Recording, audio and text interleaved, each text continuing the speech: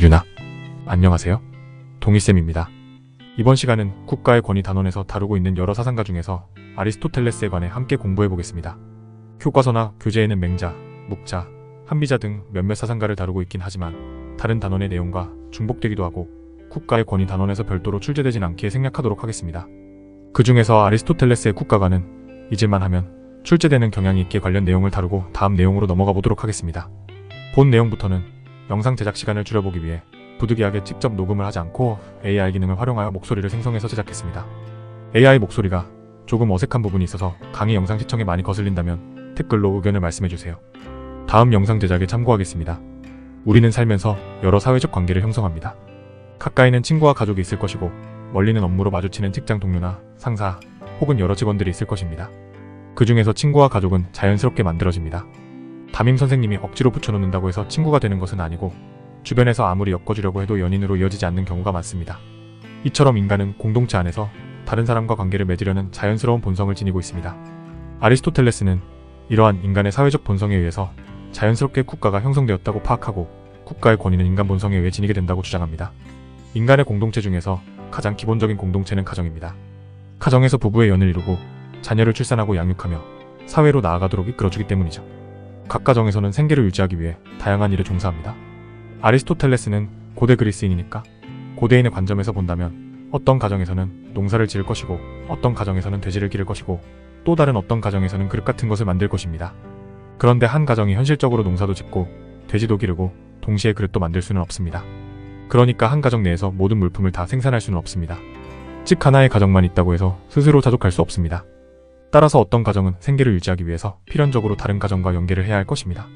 가령 내가 벼농사를 짓는다면 수확한 쌀의 일부를 돼지를 기르는 가정과 협력해서 돼지고기로 교환하고 또 쌀과 돼지고기를 담을 수 있는 도자기나 그릇으로 교환해야 할 것입니다. 이러한 과정을 거치면서 가정은 자연스럽게 다른 가정과 협력하고 모여 살게 되며 마을이 됩니다. 그리고 이 마을은 다른 마을과 협력하게 되며 하나의 도시국가 즉 폴러스를 형성하게 됩니다. 공동체 안에서 살 수 없거나 자급자족하여 그럴 필요를 느끼지 못하는 자는 국가의 부분이 아니며 들짐승이거나 신일 것이다. 공동체 생활을 하지 않는 자는 인간이 아닌 짐승이거나 혹은 그 자체로 완전한 신일 것이라는 내용입니다. 다시 말하면 인간은 반드시 공동체 생활을 할 수밖에 없다는 의미죠. 아리스토텔레스의 국가, 폴리스는 다른 어떤 것에 의해 인위적으로 형성된 것이 아니라 사회 공동체를 이루려는 인간의 본성에 따라 자연적으로 형성된 산물입니다. 그리고 이러한 국가는 가장 포괄적이고 차족적이면서 높은 단계의 공동체라는 특성을 지닙니다. 모든 가정과 마을을 아우른다는 점에서 포괄적이고 국가 안에서는 수많은 사람이 있을 것이기에 다양한 물건들을 구할 수 있어 차족할 수 있으며 국가보다 더 높은 단계의 공동체가 없다고 파악했기 때문입니다. 즉 국가는 가족이나 개인보다 우선하여 모든 공동체를 아우르는 기능을 수행합니다. 따라서 아리스토텔레스는 오직 국가 안에서만 선한 인격을 발전시키고 훌륭한 삶을 살 수 있기에 모든 공동체는 국가를 최종적인 목적으로 지향한다고 설명합니다. 서양 윤리의 접근 단원에서 아리스토텔레스를 설명할 때 덕, 그러니까 ART를 중요한 개념으로 다루었습니다. ART란 탁월성이라는 뜻으로 어떤 존재의 고유한 기능이 탁월하게 발휘되는 상태를 의미합니다. 예를 들면 마차의 ART는 탑승자를 안전하고 편안하게 목적지까지 이끌어주는 것입니다. 그렇다면 인간의 ART는 무엇일까요? 인간이 지니는 고유한 기능은 무엇일까요? 아리스토텔레스는 인간의 고유한 기능은 이성이라고 합니다. 따라서 인간의 ART는 이성을 탁월하게 발휘하는 것입니다. 인간이 이성을 탁월하게 발휘한다는 것은 이성 안에서도 가장 뛰어난 부분을 훌륭하게 발휘한다는 것입니다. 우리의 이성 중에 가장 뛰어난 부분은 철학적 지혜, 소피어라고 하는 부분인데 철학적 지혜를 탁월하게 발휘하면 우리는 신적인 것들에 대한 순수한 탐구 활동인 관조를 하게 됩니다. 즉 인간은 관조를 할 때 가장 완전하고 탁월한 상태에 이르며 비로소 행복해질 수 있습니다. 관조는 순수한 이성의 작용으로 명상과 비슷한 개념이라고 생각하면 됩니다. 그런데 우리는 관조만 하면서 살 수 없습니다. 지속적으로 전생에 걸쳐 관조를 하기 위해선 어느 정도 안정된 생활과 친구, 가족 등이 있어야 할 것입니다. 따라서 인간은 완전한 행복에 이르기 위해선 폴러스, 즉 국가를 반드시 필요로 합니다. 아리스토텔레스의 행복은 UDIMONI라고 합니다. 이때 행복은 개인적 쾌락에 따른 행복이 아니고 공동체에서의 행복이라는 의미입니다. 행복은 인간의 잠재 능력을 최대한으로 실현할 때 얻을 수 있는데 앞서 설명했듯이 우리가 지닌 최고의 능력은 관조입니다. 관조에서 삶을 유지할 최소한의 외부적인 요소들이 필요하므로 이 외부적인 요소를 구할 수 있는 국가 안에서만 행복할 수 있는 것입니다. 그런 의미에서 인간은 본성적으로 사회적 동물이고 국가라는 정치 공동체 안에서만 자아를 실현할 수 있습니다. 따라서 정치 공동체의 일원으로서 공적인 일에 참여하여 자신의 역할을 다할 때 비로소 행복할 수 있는 것입니다. 인간은 본성적으로 국가 생활을 영위하는 동물이지만 국가 생활에 참여하는 것은 법의 규율하에 생활하는 것을 의미한다. 공적인 일에 참여함으로써 이성적 발전이 가능하고 행복이 실현되기 때문에 인간은 공적인 일을 통해서 모든 동물 중 가장 우수한 존재가 될 수 있다. 국가 안에서 행복할 수 있다는 아리스토텔레스의 주장이었습니다. 아리스토텔레스의 국가관에 대한 설명은 여기까지입니다. 크게 어려운 내용은 없으므로 바로 OX 퀴즈를 풀어보겠습니다. 150페이지로 넘어가겠습니다.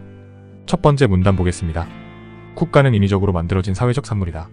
국가는 인간의 본성에 따라서 자연스럽게 형성된 공동체입니다. 따라서 인위적으로 만들어지니 틀린 부분입니다. 국가는 다른 모든 공동체를 포함하는 가장 높은 단계의 공동체이다. 아리스토텔레스가 정의하는 국가의 의미입니다. 맞는 내용이죠? 인간이 국가에 복종하는 것은 스스로의 본성에 따르는 것이다. 국가는 인간의 본성에 의해 형성되었으므로 국가에 복종하는 것은 곧 나의 본성에 복종하는 것과 같은 의미겠죠? 인간은 정치 활동을 통해 동물 중 가장 우수한 존재가 될 수 있다. 인간의 행복은 이성에 따른 관조인데 관조를 하기 위해선 반드시 국가가 필요합니다. 따라서 우리는 국가 안에서 정치 활동을 함으로써 진정한 행복에 가까워질 수 있고 다른 동물에 비해서 우수하다고 할 수 있는 것입니다. 공적인 일에 참여함으로써 진정한 행복이 실현될 수 있다. 앞서 설명했듯이 진정한 행복은 정치에 참여함으로써만 이루어질 수 있습니다. 다음 문단 보겠습니다. 국가는 정치적 동물인 인간들의 상호 동의를 통해 발생한다. 아리스토텔레스는 인간을 정치적 동물, 사회적 동물로 간주하긴 하지만 국가가 인간들의 상호 동의가 아니라 자연스러운 본성에 따라 발생한다고 간주합니다. 상호 동의에 의해 국가가 형성된다고 보는 관점은 다음 시간에 배울 사회계약론입니다. 인간은 국가 속에서 훌륭하고 행복한 삶을 영위할 수 있다. 아리스토텔레스 국가관의 핵심 개념이죠. 시민은 자신이 속한 국가에 대해 정치적 의무를 지닌다. 역시 앞에서 설명한 내용입니다. 아리스토텔레스 국가관의 기본적인 내용입니다. 공공의 이익에 입각하여 국가가 운영되어야 한다. 인간이 정치적 동물이라면 공공의 이익에 근거하여 정치에 참여해야 할 것입니다. 개인적 이익을 추구하는 것은 진정한 정의가 아닐 것입니다. 인간은 국가 안에서만 행복한 삶을 살 수 있다. 여러 번 강조했듯이 인간의 진정한 행복은 국가 안에서만 이루어질 수 있습니다. 여기까지가 아리스토텔레스의 국가관입니다. 우리가 앞서 배운 아리스토텔레스의 덕윤리와 연결해서 이해하면 좋을 것 같습니다. 자주 나오는 내용은 아니지만 종종 출제되게 주요 내용 정도는 숙지해야 합니다. 다음 시간은 사회계약론에 대해 학습해보겠습니다. 최근 상당히 중요하게 다루어지고 있고 분배적 정의나 교정적 정의 단원만큼이나 점점 어렵게 출제되고 있는 경향이 있기에 꼼꼼하게 살펴보도록 하겠습니다. 우선은 사회계약론이 무엇인지 그리고 홉스의 사회계약론이 무엇인지 살펴본 다음에 로크와 루소의 사회계약론을 알아볼 것입니다. 그럼 다음 시간에 다시 만나도록 할게요. 윤바